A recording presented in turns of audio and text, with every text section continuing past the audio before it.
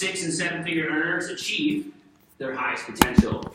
He's also a Vector alumni. He started in 2006.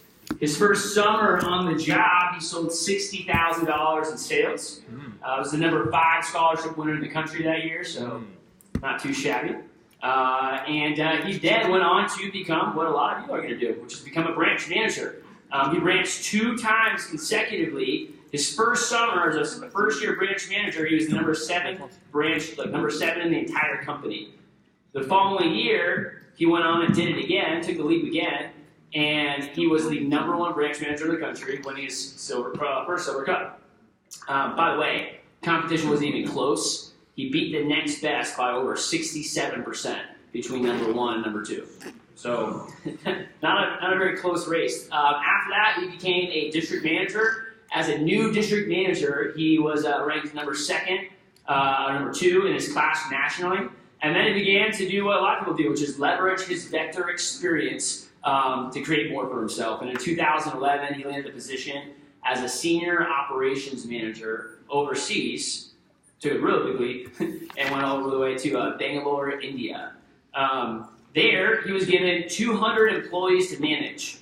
Okay, so some of y'all, I don't know, anyone in here committed like an AM recently, and you're like, wow, managing people is kind of hard. I manage my mini team with 4 people on it. So imagine managing 200 people. All also were in India. So I don't know if he spoke the native language there before he went over, but I'm sure there's a learning curve there too.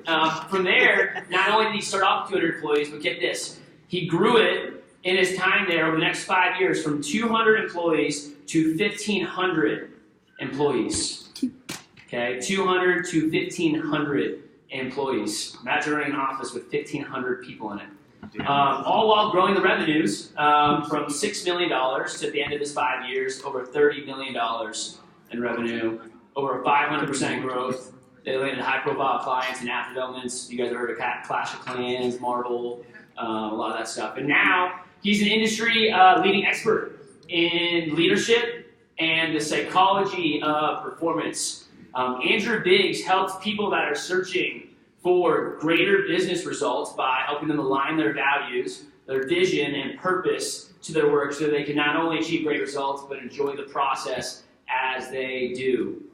On a personal note, something that we all know in the room, I coached personally with Andrew Biggs in 2018. And quite honestly, when I, coached with him, that time, I coached with him from May to December at the time, and, it really changed my life. And those couple months, my life was changed forever. I think about legacy is something that I talk about a lot, and, that's something that's really important to me. If you're here, I know there's a lot of people in this room that I've had the opportunity to impact, and a lot of people on my team. Like, if you're here right now because of me, you can thank Andrew Biggs. What I love about Andrew is his awareness of himself, his awareness between other people. He said earlier, reading between the lines, right, was his gift. He's really aware, and he knows how to connect with people on a really deep level because of that. I appreciate his authenticity. When you talk to Andrew, you get the real deal. You don't get, some hey, here's the version of me on stage. It's different off the stage. You get 100% Andrew Biggs every single time. He's curious before he's ever critical. And really his ability to listen to people and really make them feel heard is one of his best skills. He's got a strong ability to paint vision and help people find purpose while still being incredibly wise and skilled in the nitty-gritty technical aspects of running a business. He has been one of the most positive influences I've had in my entire life, and for that I am truly grateful. So, with some Eastern region energy, please bring up our next speaker for the evening, our keynote speaker, Andrew Biggs.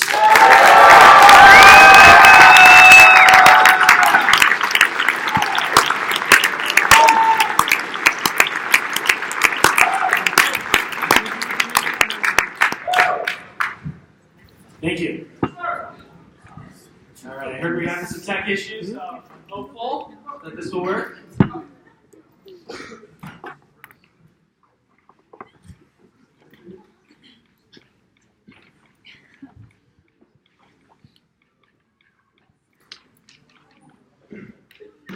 Here we go. All right, how's everyone doing?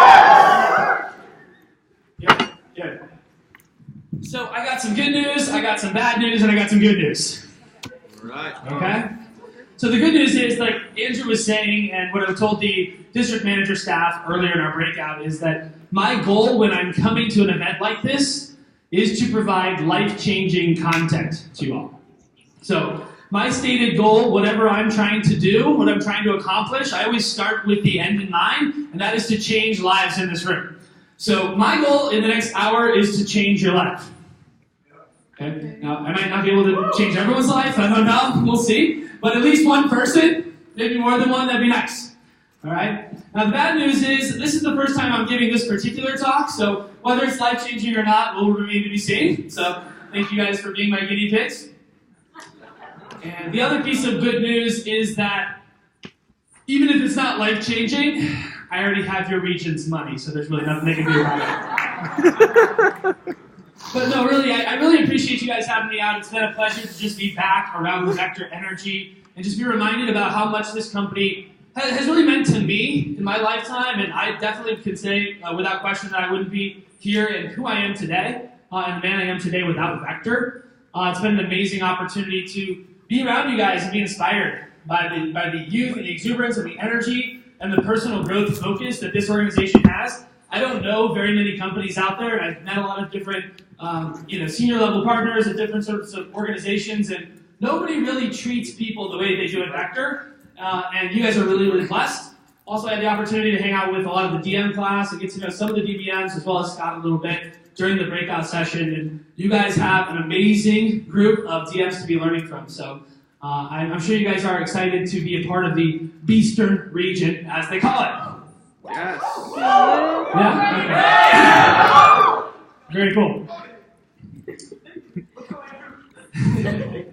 So basically, today we're going to be talking about the power of purpose, vision, and values. And we're going to ask some pretty deep questions. I went into the nitty-gritty with your DMs, but today we're going to go big picture. So who's ready to go a little deeper here with our final talk of the night? You guys ready? Yeah. Permission to go deep? So, who's ever asked this question before? Does life have any meaning? Okay. I told you we were going to go deep.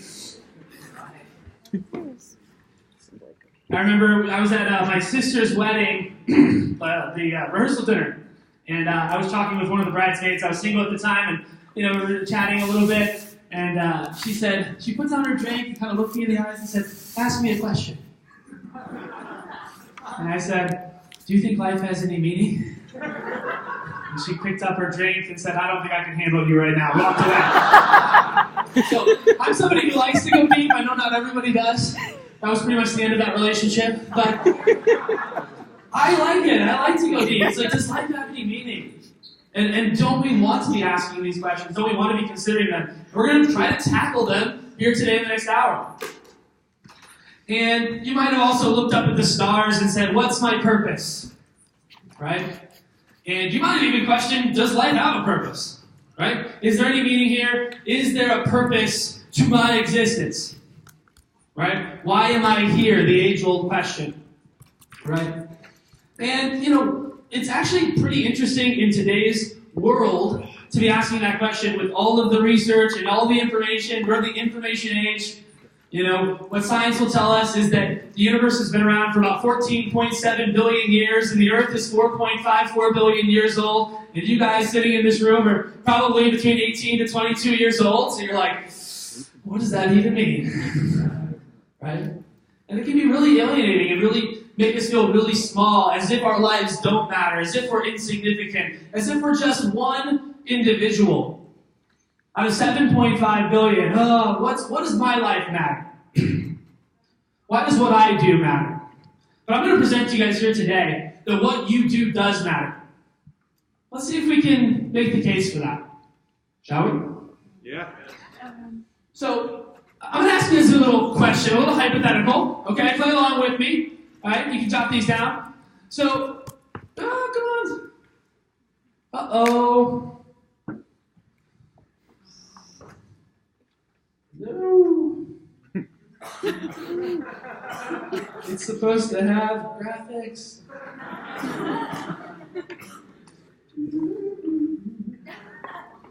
Best speaker of the night. Best speaker of the night. All right. Well, we'll play along with it. If somebody wants to try to help me out, that'd be awesome. We got it. Ah, graphics! I'm sorry about that. I apologize. Okay, so as you can see, I call this the getting kicked in the shin question. Okay? So, would you rather get kicked in the shins? Option A. Would you rather be half dead starving on the street? Okay, those are two options so far. Or would you rather fall asleep curled up next to a warm fireplace? Okay, go ahead and answer this question. I know it's going to be pretty tough. Okay, so go ahead and stack rank those. And who out of curiosity, put it in the order of first C, then A, then B? Okay, awesome. Did anybody not do that? Okay, congratulations, you guys are our winners. So make sure you guys find me after the event. You get a special prize. One kick in the shins. Okay. So basically, the reason I asked this question is because obviously it's a pretty obvious question, right? Obviously, you would have certain states that are preferable than other states, right? But what I want to actually point out is that nobody thought that all of these states were equal. Nobody said, I reject this premise outright. Obviously, every state that exists, every experience that I have is exactly the same.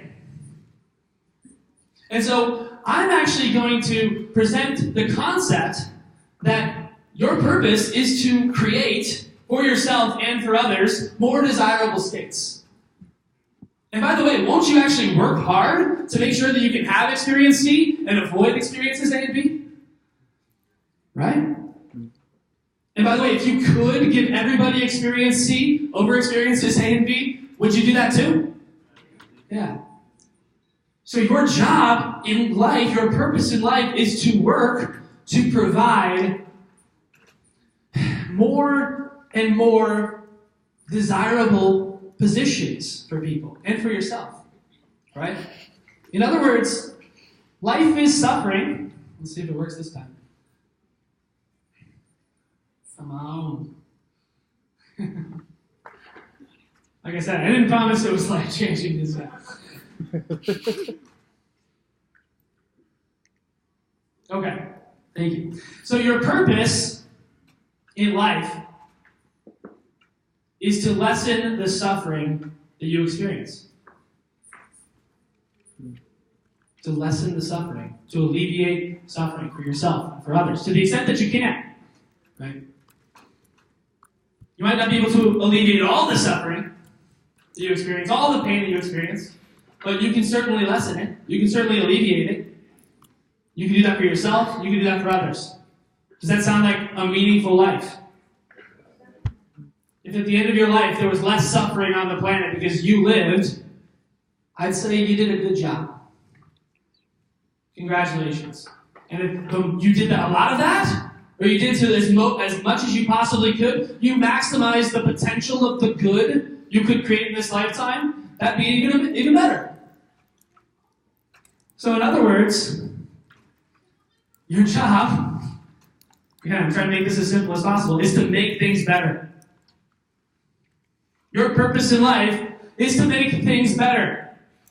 Just think about, for example, who do you admire? Just go ahead and take a minute, write down some names. Who do you admire? Maybe it's your DVM, maybe it's your DM, maybe it's your parents, maybe it's somebody who's famous or something like that. Who do you admire? Just look through some names that came to mind for me. Martin Luther King, obviously, led a revolution and changed the way we live for the better forever. Undoubtedly. Someone like Sheryl Sandberg, Linda Gates, two women at the top of their fields in business and in philanthropy, changing the world for the better. Steve Jobs, and being very creative, changing the world through technology. Maybe you admire more on the political side. This is Thomas Jefferson, could have picked anybody, George Washington, Abraham Lincoln, what have you, our founding fathers. Maybe you admire spiritual leaders like Christ or Buddha, who sought to remove the existential suffering people are experiencing, or Maybe someone who had her feet on the street and was literally ending the suffering for people physically, like Mother Teresa. Now let me ask you, what do all these people have in common? And probably, my guess is, all the people that you wrote down.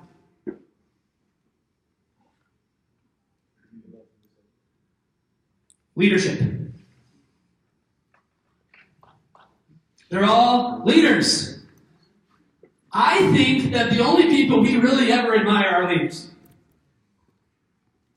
You might say, well, my mom's not a leader, but I really admire her. It's like, actually, she is a leader, probably.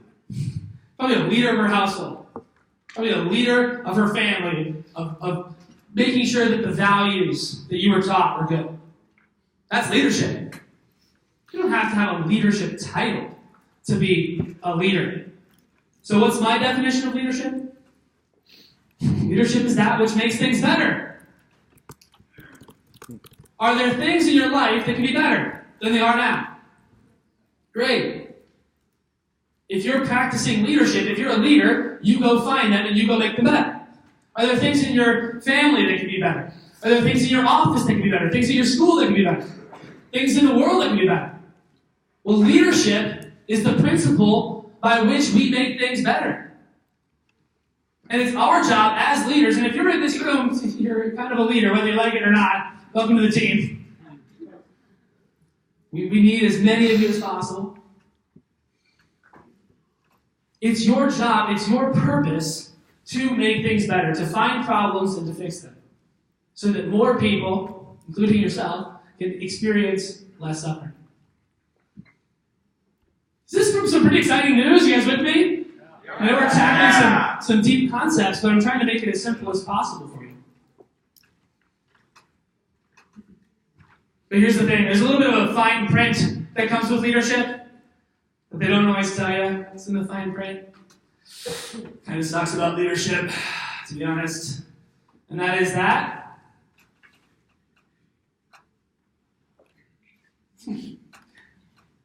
Leadership is hard.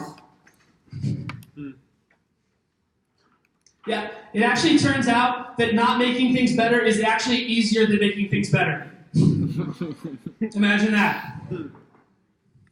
In other words, doing nothing is a heck of a lot easier than doing something. And if you're going to be a leader, you're going to do something. So, leadership is hard. It actually requires a lot of you. Leadership requires different things. It requires presence. You actually have to be paying attention to where are the problems and why are they there, so you can actually decipher what's happening. You actually have to be on the lookout for things. It takes some awareness, some presence, some alertness. You need to kind of be on your A game if you want to be a leader. You want to maximize the potential of good you can do in this lifetime. It takes humility. We heard Scott talk about this earlier, about how practicing humility allows you to actually look at how maybe you might actually be one of the causes of some of the problems, instead of always looking at others. It takes courage, because even if you find a problem, even if you peg it right, it still takes a lot of courage to actually act on it, right? To do something brave, to kind of upset the apple cart, to upset the status quo. It takes action. At the end of the day, you got to have the energy to actually act and to move in pursuit of making things better. It takes skill. A lot of you guys are here to enhance your skills. And the truth is that, I think that skill is oftentimes underrated. We can have a big heart. I talk to a lot of people who have big dreams. I was on Andrew Evans' podcast when it was first coming out. If you haven't given my chat a look or a listen, rather you should check it out. And he was talking about how this generation has the biggest dreams of any generation out there. That feels pretty good, right? And also, I talk to so many people who want to do these big things, but they can't even, clean their room. They can't even, make enough sales. They make $10,000 in sales. They're cut coats. Like, let's work small and build up to these big dreams, right? And by the way, you guys are already pushing your comfort zone. That's great. Push it even further, for sure. And also, practice humility. Earn the skill. Take it seriously. Really master your craft.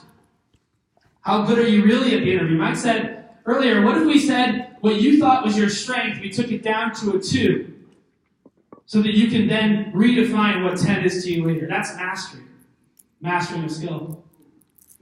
Congruency. This one's a tough one. Definitely for myself included. How often are we really eating our own cooking? I was talking to the DMs earlier. It's like, you got to make sure you're always congruent with what you are presenting as your cultural values. And the same thing needs to be true for you. If you're going to run a successful branch, you're going to run a successful district, if you're going to be a successful contributor to an office. And lastly, it takes resolve.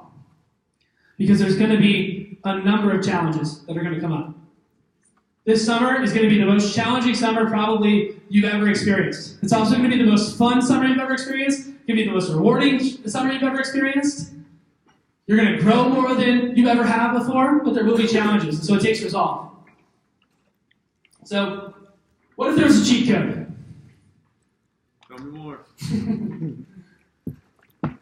A way to remember to always show up as a leader.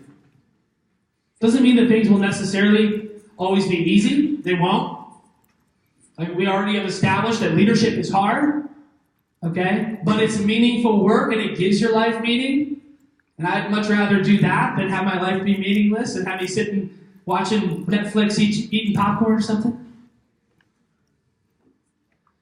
And the answer to the cheat code to always remember how to be a leader lies in your story. Now, story is an interesting thing. Maybe you're sitting there like, what does that even mean?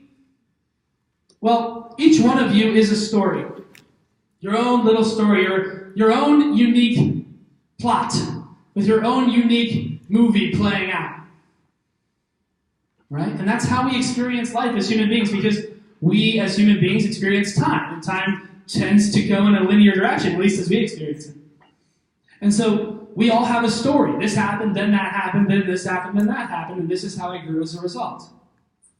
So the answer lies in our story. And the question I have for you is, what kind of story is your life? Is it a comedy? Is it a tragedy? Hopefully it's not a horror movie. Some sort of cautionary tale. There's a lot of good types of stories out there. Maybe a tragedy will tell us how to not live. Maybe a comedy will lighten the mood every once in a while. But the best story that teaches us actually how to live is the hero's journey. And so I want to present to you guys that if you want to find meaning and purpose in your life, you need to become the hero of your own life. Put yourself in the hero's shoes. What does the hero do in this scenario? You're down and out. You had 35 people set for training, and only 4 showed up.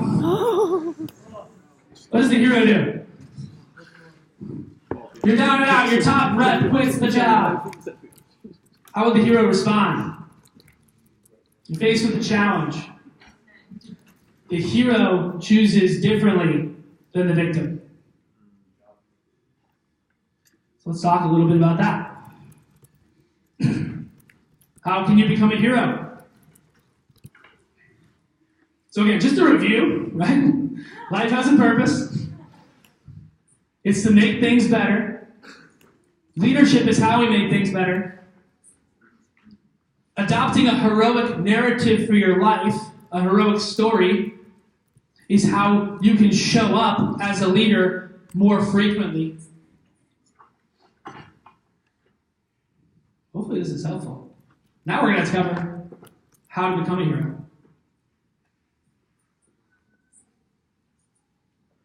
We're going to do some integration exercises at the end of this in case any of this is a lot. But my first piece of advice on how to become a hero is to confront your challenges willingly. Willingly confront challenge. The hero braves the challenge. He goes into the battle. She faces it head on. Right? We don't run away from challenges as leaders, as heroes. We confront them. Always seek to learn. Always seek to learn. And this cycles back to when we were talking about humility earlier. You might have a situation that comes up where maybe you feel even justified in being upset, justified in the result that you got. I was working so hard. I feel like it was just out of my control. Maybe. Or maybe you could learn something from this experience and become better. The hero is always looking to learn and to grow. This is a huge one. To be honest with yourself and others. I don't know when it was. I'm just trying to think. But I think like a few years ago, I just had this realization. It's like, oh, if I'm just honest with myself and I just am authentic all the time, I don't have to like keep a mask up. And that's so freeing. Right? And immediately, business takes off. Right? Connections start to happen. Why? Because people can tell when you're being authentic. And when you're honest with yourself, and you're not trying to hide anything from others, people appreciate that. Especially nowadays, right? When everyone's life is so manicured on Instagram. Yeah, I'm guilty of it too. I get it. But the truth is, if you can be authentic, you can be real, people appreciate that. It also allows you to know what you need to work on. Regularly stretch your comfort zone. Regularly stretch your comfort zone. You should always be on the edge of your growth, looking for ways to challenge yourself. This is a huge one. Take responsibility for meeting your own needs. Take responsibility for meeting your own needs. You know, Maslow's hierarchy of needs, or maybe you've looked at like Tony Robbins' version, right? We all have basic human motivations, right? From biological to, variety and significance, status, right? Love and connection, growth, impact. Well, a hero actually takes responsibility for making sure that all of those are a part of their lives. They don't look to say, because of this circumstance, I can't make that happen. Because of that circumstance, I can't make that happen. And if you ever feel like you're a victim in a situation, then you kind of have two options. One is to change your story, or two is to do something about it. And it means to have a conversation with somebody who you feel is not in a reciprocal relationship with you, then you do that. That's a courageous act, but it's worth it. Also, the hero turns pain into a gift. Have you ever noticed that? Like, the hero is never perfect. The hero has flaws, right? And they turn their pain into a gift. And I don't know, I can't prove it, I don't know why, but I've just found that every single time I've gone through a difficult part in life, and let me know if you guys can relate, there always seems to be a reason why on the other end of it. Who can relate to that? Yeah, awesome. And I don't know, I can't prove it to you scientifically, give you a chart or an equation or anything like that, but the reality is that it does seem to be true, right? And if you have a story right now, something that's happened to you, and you can't answer that question of why, then just wait. The answer will come. And just trust that there's a reason why you're going through a particular pain. And of course, the hero always remembers their purpose, and they act bravely, making their purpose a reality. Keep your purpose front and center in your life. You can make it more specific, right?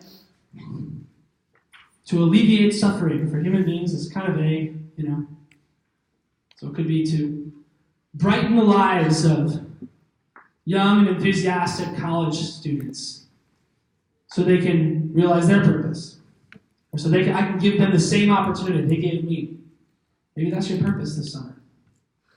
What if you kept it front and center? What if you read it every day before you went into the office, before you took your first call? This is my purpose. Probably wouldn't burn out. You probably would complain less, right?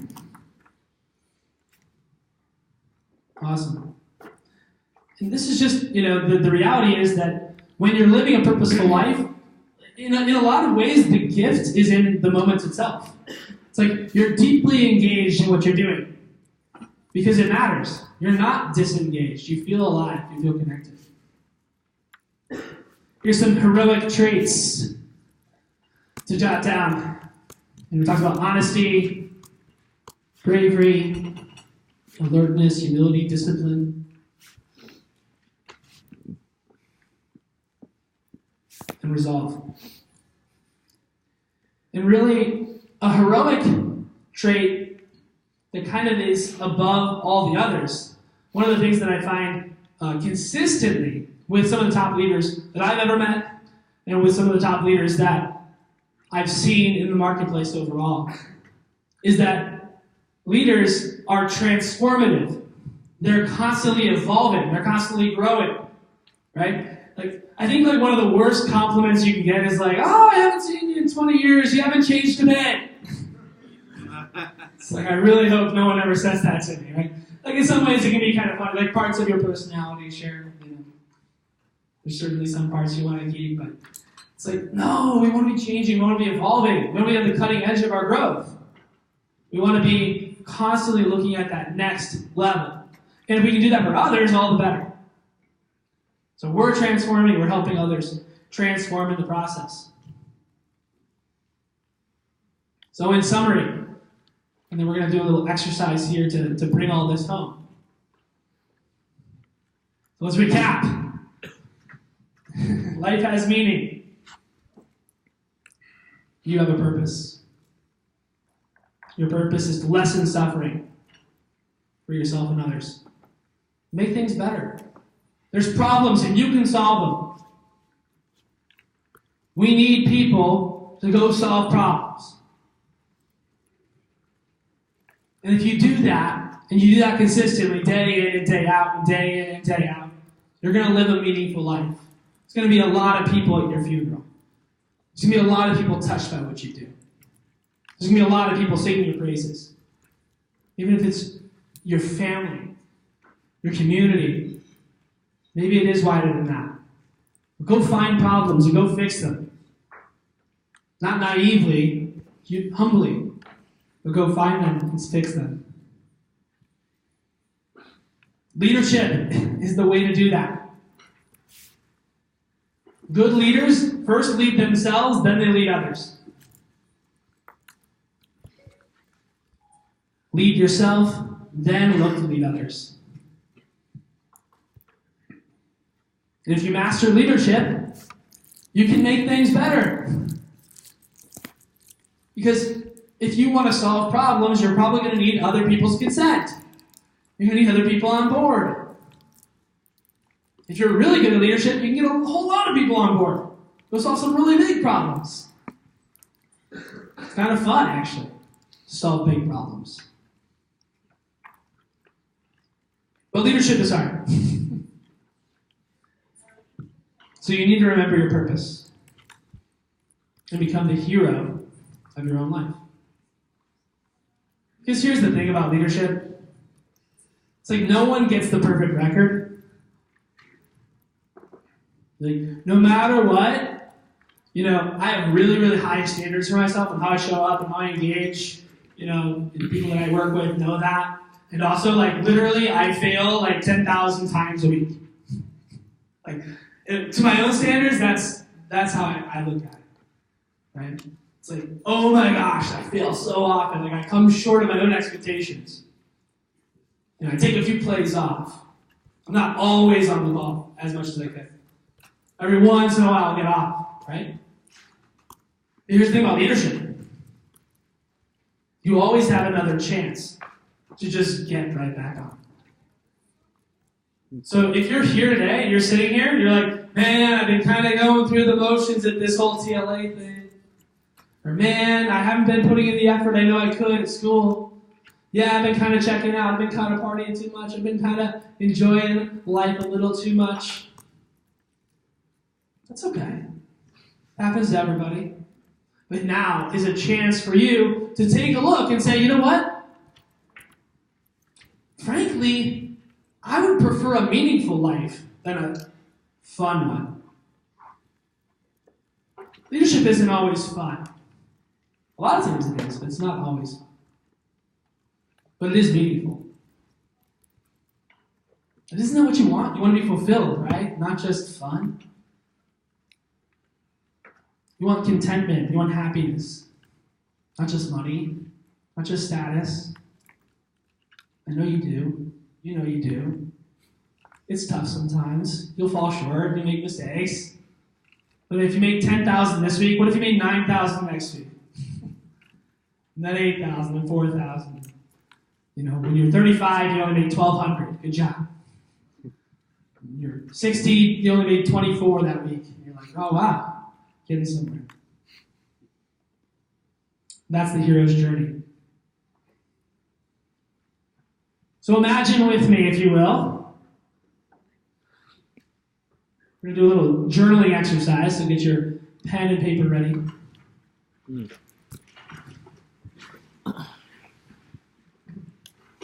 Imagine. It's August 2020. You're walking in with your team to Conference of Champions. Having spent the last 10 months showing up heroically for yourself and others, you've been more committed than ever to mastering your craft, to stretching your comfort zone, and to confronting challenges head on. Let me ask you, what does your team look like because you showed up that way? How many people are with you? What have they sold for the summer? What does it feel like? What's the team swagger? How are they showing up? What sort of culture have you created? How does it feel to know that you are the one who made all of this possible? Let's just take a few minutes and just think about 10 months from now, you're walking into the final conference of the summer. You got your team behind you, right? You're confident. You're excited. You can't wait to show off what you've accomplished. People are pulling you aside like, oh my gosh, Mason, those numbers were amazing, bro. Take some time to journal about what that'll feel like. I don't know if we could get some music just for a little bit, just to get it flowing a little bit.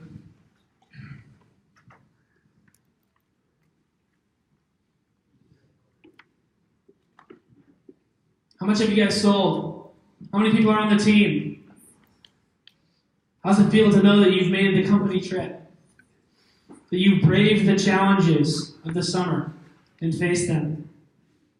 That you've overcome the challenges.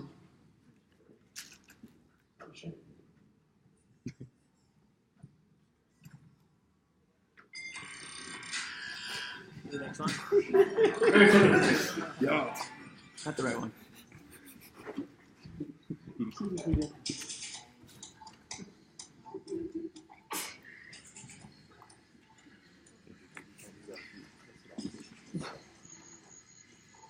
Just take some time to think about this.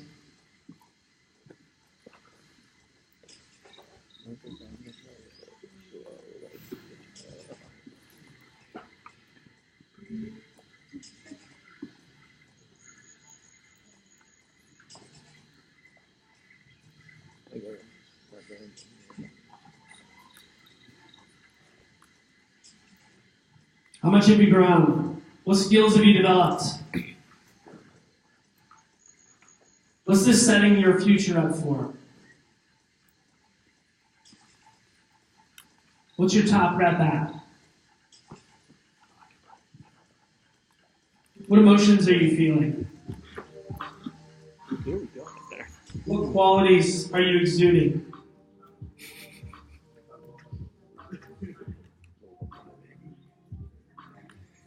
A lot better.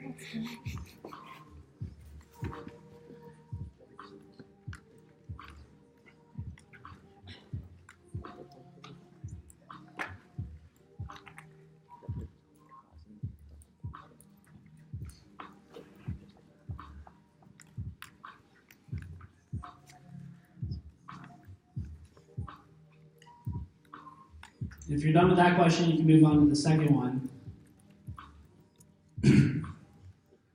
Knowing what you know now about purpose and leadership, what do you know you need to change about how you're showing up right now?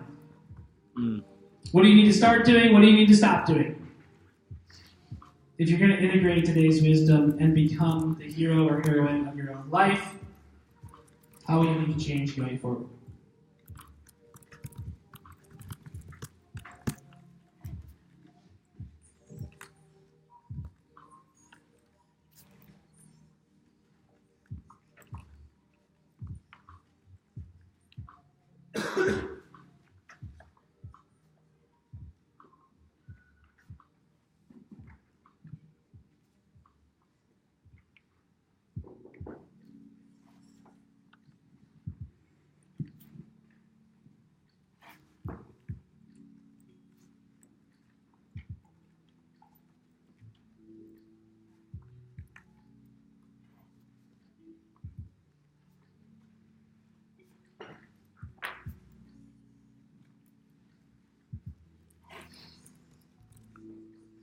It's an opportunity. It's an opportunity to call yourself to a higher standard. Some confronting questions.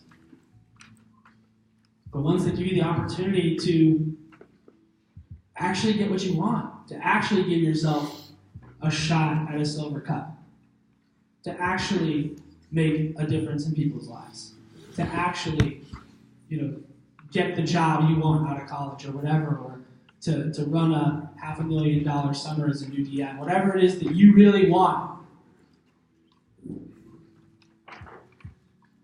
Answering these questions sincerely and choosing to integrate it can make a difference.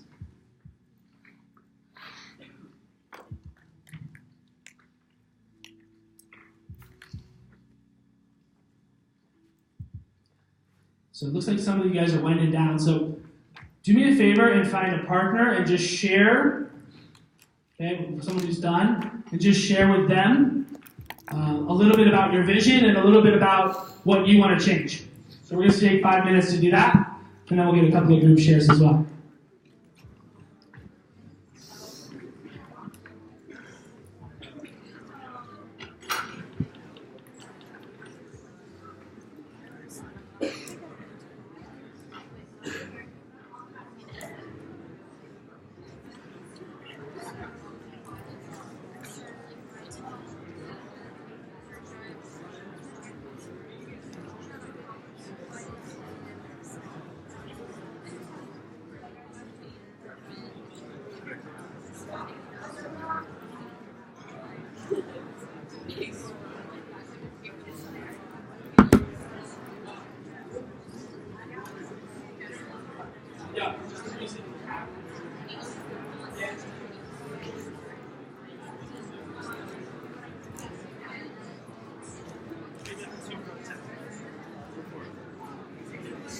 Did you guys eat all of those? Yeah, we did. You did or didn't? We did, yeah, we did eat all. No, we just emptied them all out of the wrapper and put them in our pockets. Go ahead. Oh, me. Okay. I took it from a very... I literally was like tearing like and most of them would go to like top Ivy League colleges, and I took that for like maybe like riches. I somehow made friends. If you haven't switched, go ahead and switch. okay. What I wrote was What's it feel like walking into the Conference of Champions? like, oh, it's And gonna be this this much team. in sales, it's gonna be this. It was mostly about like my personal experience. So it was mostly about I said, I was just really proud and grateful of the decisions I made a year ago. And knowing myself, knowing that I have a hard time dealing with stress, and just coping with all of it, and like I'm very in touch with my emotions, and having ADHD and all those things that bother me, like none of that matters because I got through it anyways, and I was able to run my bridge by myself and do it all on my own when everyone thought it was so hard. My team is doing amazing, and I didn't write anything about sales or anything. It was mostly personal. I think Yeah, that's so really important. I hope. Yeah. And you talk We'll have to check on it in a couple hours. Worst case scenario. The worst case scenario, if you can I have. thought about saying it, but I don't know if anyone know about my problem. So I know I'm getting a seconds. longer video down to like 30 And seconds. what I Sorry, wrote what about are we going to the other one was just taking I have more some. advantage of the opportunities that I'm giving, like, you know, TLA, learning from people around me, like my boys, my dad, people, you know, my people that are willing to help me and just take more advantage of that. And, you know, make sure to just do a few things a day that'll make a difference, you know, make like someone's day better, or like read a book, or do something that's gonna be, that's gonna All help me. right, letting your shares naturally come to a close. This was the original version. I asked him to change it to the Go ahead and high five your neighbor. Say you are awesome. I think I changed the photos and also like one overall photo.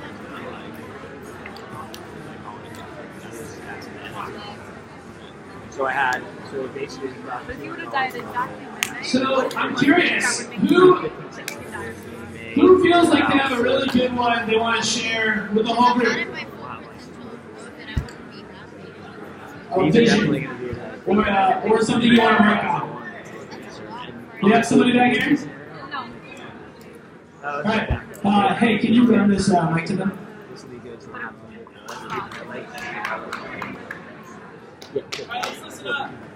now $18 starting pay. I just think really long. All right, we can kill the music. They haven't written my That's what I needed to make. Honestly, I really just think they're like locked out or focused more. All right, hey, hold tight. What's your name?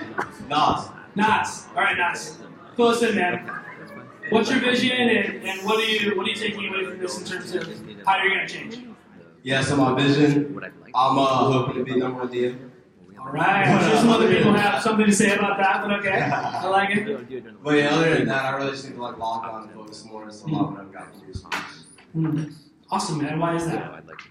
Well, I haven't really been doing that. So Yeah. once I start doing that, it's just go for zero. What are you gonna get as a result from locking down and focusing? As a result from that, I should get the results that I want. Awesome. And what does being the number one new DM mean to you? To me, just really make an impact, kind of just not only to myself, but share my family, like I want to live. Awesome, man. All right, let's give Nas a round of applause. Thank you, Nas. Who else wants to share? Go over here, Nas. Run it over.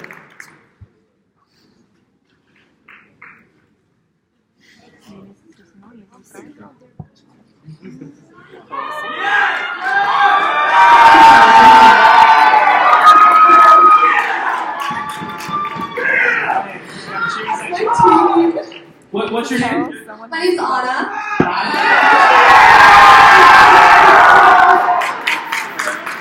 From the Virginia Titan Division.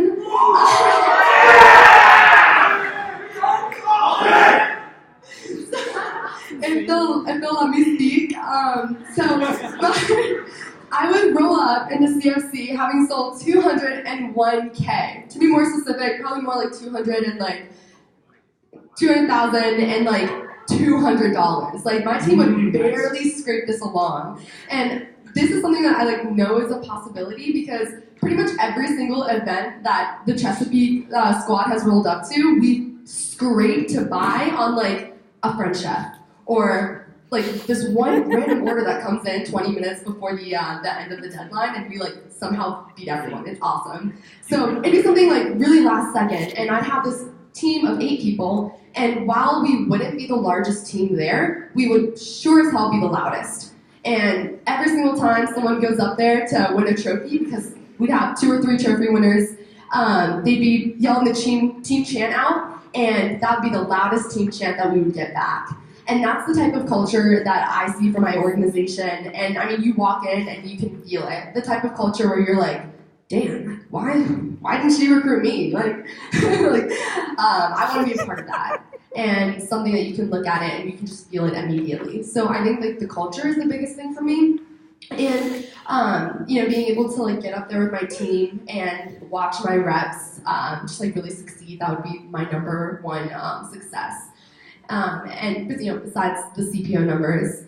And the way this would become a reality is, I guess, like optimizing those little in-between moments of the day. Because, I mean, there are a lot of hours in a week, 168, and like being able to optimize every single minute of every single day, and not wasting it on social media or like not staying in bed for an extra 20 minutes. I mean, those really, really add up. And so just being able to do something productive in pretty much every minute of the day, I mean, I think that would make a huge difference in my life. And I know that that's something I, and probably most of us, really need to work on a lot. So yeah, that's what's up. Awesome.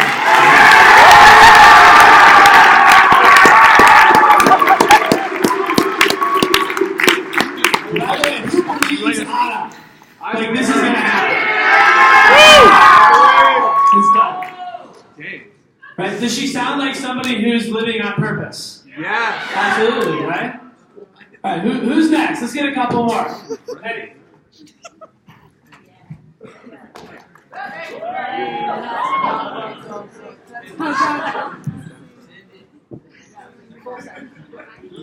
Let's go, Eddie. Full send. Next crowd.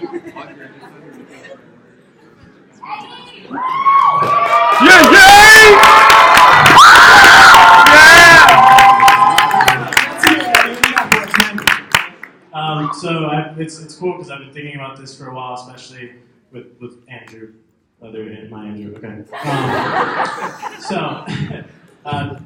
Basically, what I wrote down is that my team looks prepared. They're ready to engage, to learn, to connect, and to stretch. They feel present, confident, and clear. At CFC, there are 25 reps. We've sold 467,000 CPO for the summer so far. There are 3 reps over 30K, 1 over 40. We have 1 to 3 scholarship winners for sales and 1 to 3 for team building.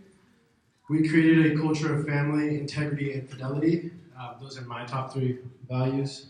It feels more fulfilling than February 21st, 2018. This is the morning I've woken up after my campaign and lost. It was a fulfilling morning. I tried. And I know I must change how I'm showing up to myself every morning and every night. I need to start maintaining and elevating my habits, trusting the process, and having fun. And I will stop believing my hyper-rational and controller self and just keep going.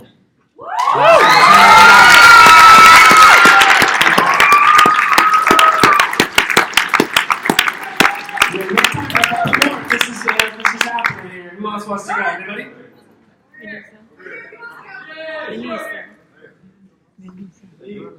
I'm liking what I'm hearing from you guys. You guys are starting to convince me.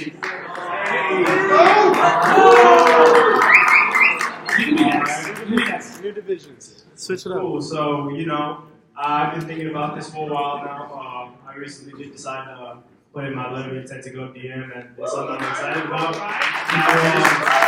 One thing I actually recently learned from Andrew Evans' podcast was, and Dylan, is being a vision caster, really believing in your people and especially, yourself to where you need to be before you even believe it or your people even believe it. And, all that to say is I want to fight my reps on how, I believe more in them than they believe in themselves. Like, we're having an argument, no, I believe in you more than I do. You know what I mean? No, I believe more in myself. It's it's that kind of culture, that kind of engagement, and that's something I want to bring to the table. And last of all, I really want to take a huge step in partnering with my DVM, Trey Ketchum, and really building up the division. I really get grading towards the division, and I want to have my own mini division, in Atlanta and all across Georgia. That's really the goal, 2020 vision. Woo!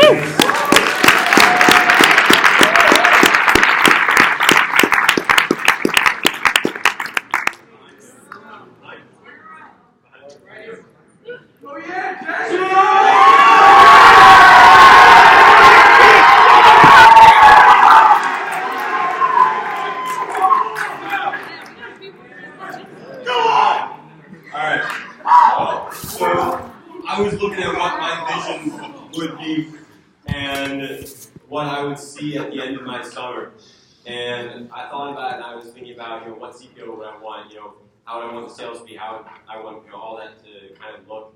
And what I kind of came down to me was that in the end, the one thing that mattered far more than anything else to me was just making a difference in my reps' lives.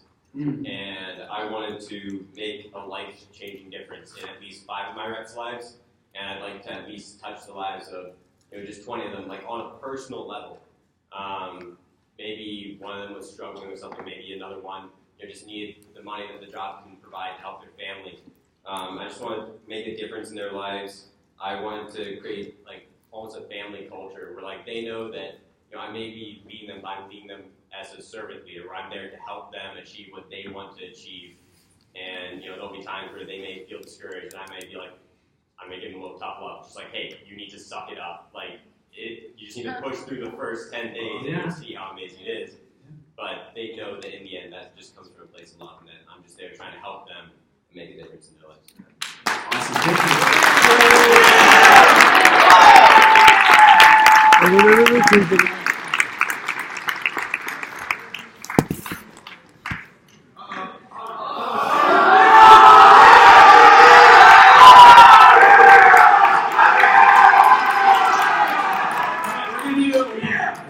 What's your name? My name is Vera. Vera. Okay, Vera. Then we're gonna wrap. Go ahead, Vera. Yeah. So thinking forward to a year from now, what I realized is that I just want to bring the same experience that I've had to as many people as possible. And I feel no matter what would happen in terms of CPO or anything else, just me knowing that I put my best foot forward and that I sharpen up my skills to the highest degree possible to really provide the best service to every single person I was impacting would be the single thing that would make me feel the best at the end of the day. Amazing. Thank you so much for that.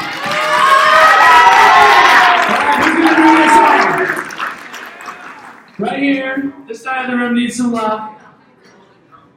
Our closer.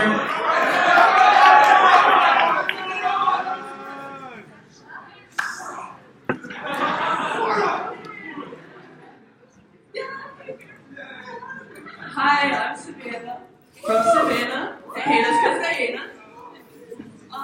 But I feel the reason to be a leader and everything like that. So if you're not the best of the best, then what are you doing? You're really not doing anything. And so I feel people should come forward and they should give me 1 second. This is a lot of people I've never talked before.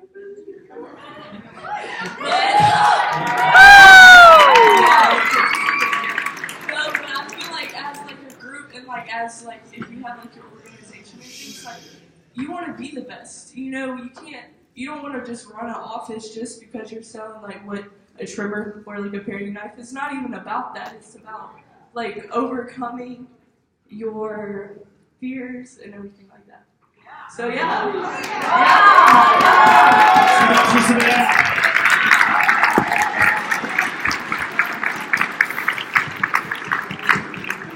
Well, thank you guys for all of the amazing shares. And in closing, I really do deeply believe that the work that you guys do on a daily basis matters.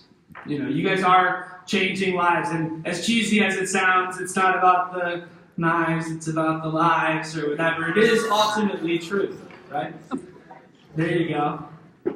And so it's you guys have this opportunity to make a difference, and you get to have this opportunity at a young age to grow into the leader you're here to become.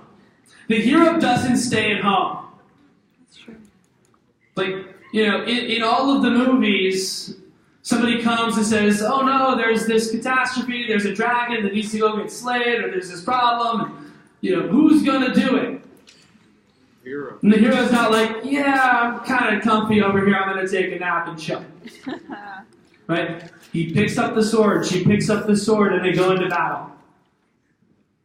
And my call to all of you right now is to pick up your sword, to be a leader, to be a hero, if you really want to accomplish what you wrote down, if you want to give yourself a shot at that amazing culture, or changing people's lives, or changing people's lives deeply for 5 people forever, or stretching your comfort zone more than you ever have, like being the #1 new DM, you got to treat yourself like a hero, like a leader, and somebody who's capable of making a difference. And by the way, there's no better feeling.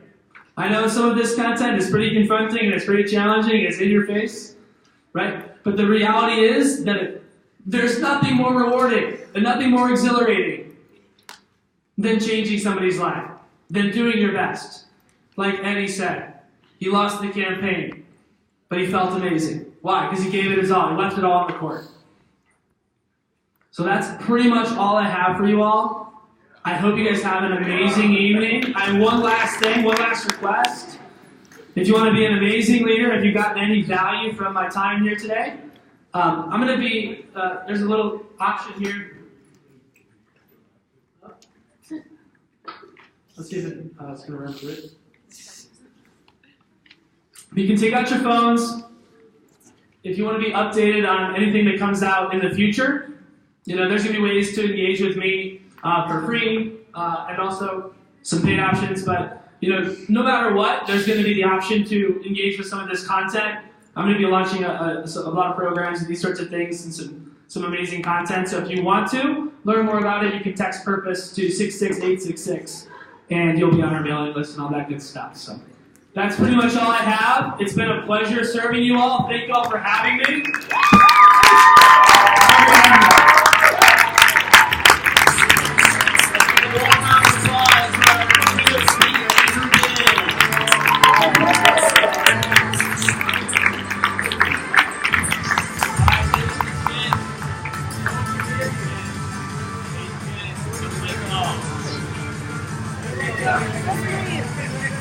Alright, ladies and gents, we have tomorrow, 8 a.m. breakfast. I'm gonna use the music fun. Alright, wait, ladies and gents, everyone listen to me real quick. Tomorrow morning, breakfast starts at 8 a.m. Friendly reminder. Just so you all know, tomorrow afternoon, you're going to have a lot of free time to see Niagara Falls. The evening will be a chiller evening if you'd like to go do something fun. Tomorrow, though, morning, you've got to make sure you're on point. So make sure you're down here at breakfast, 8 a.m. tomorrow. We'll see you all then. There's probably some additional hubs, so head over to those and have a wonderful night. Woo!